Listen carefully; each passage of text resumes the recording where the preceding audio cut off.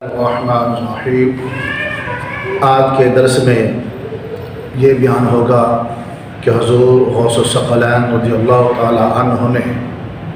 12 سال پہلے کی ڈوبی ہوئی کشتی کو دولہا اور دلہن اور براتیوں سمیت سب کو زندہ کیا۔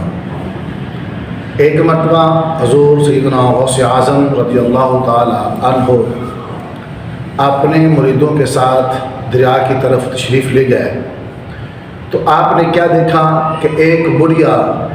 جو زارو قطار دریا کے کنارے پر بیٹھی رو رہی ہے، اور حضور سیدنا غوث اعظم رضی اللہ تعالی عنہ کی بارگاہ میں ایک مرید نے عرض کی، یا مرشدی، اس ضعیفہ اس بڑھیا کا اکلوتا بیٹا خوب روح خوبصورت ایک ہی بیٹا تھا۔ جب وہ جوانی کو پہنچا تو ماں نے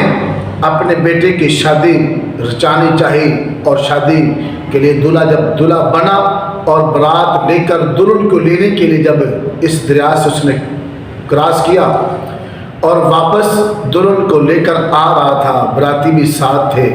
لیکن راستے میں آ کر اس دریا میں آ کر وہ کشتی ڈوب گئی۔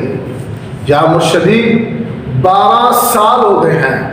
یہ بڑھیا ہر روز آتی ہے اور دریا کے کنارے پر بیٹھ کر روتی ہے، زارو قطار رو رو کر چلی جاتی ہے۔ کشتی جب اس کو لوٹتی واپس نہیں آتی، نظر نہیں آتی تو چلی جاتی ہے۔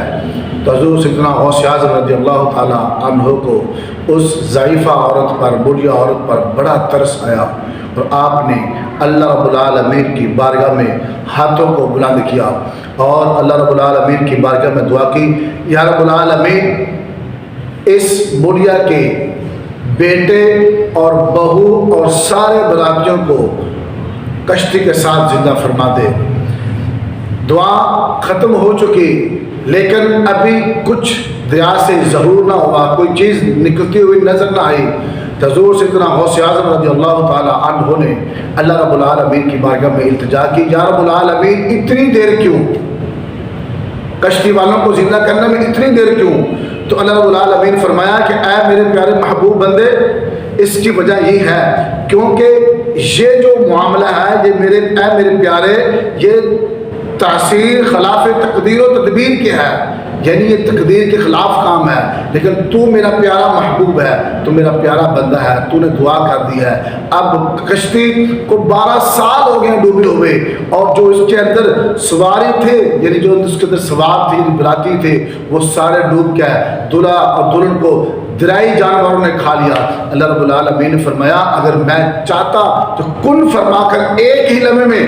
سب کو زندہ فرما سکتا تھا، لیکن یہ میری ایک تقدیر ہے، یہ میری حکمت الہی ہے کہ میں نے دنیا کو بھی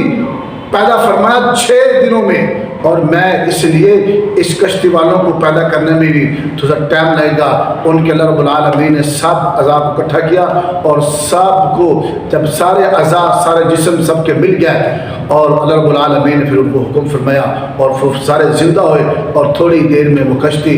زہر ہو گئی، اور تھوڑی دیر کے بعد وہ کشتی کنارے پر آ کر لگی، اور سب نے حضور سیدنا غوث اعظم رضی اللہ تعالی عنہ کے قدم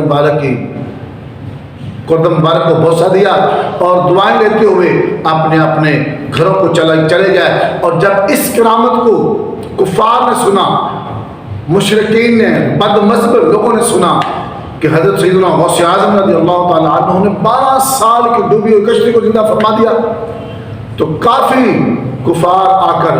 آپ کے ہاتھ پر طائب ہوئے اور دائرہ اسلام میں داخل ہو گئے۔ اس میں